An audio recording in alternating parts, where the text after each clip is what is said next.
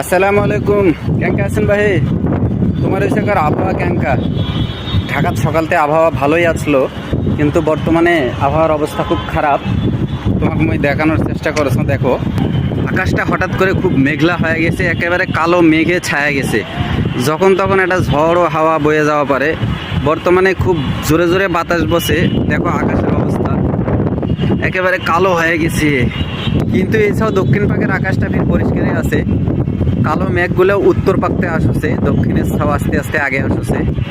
জানো না আল্লাহ কত ঝড় বাতাস দিবি আর কত পানি দিবি। দেখে মনে হচ্ছে খুব বড় ঝড় আসবি। এই ছাও দেখো খুব জোরে মনে হয় পানি হচ্ছে, আর এটা আস্তে আস্তে আমার এই ছাও আগে আসছে। সবাই সাবধান থাকবেন।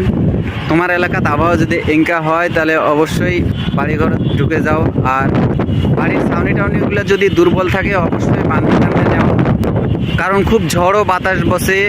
আল্লাহ সবাইকে হেফাজত করুন, আমিন।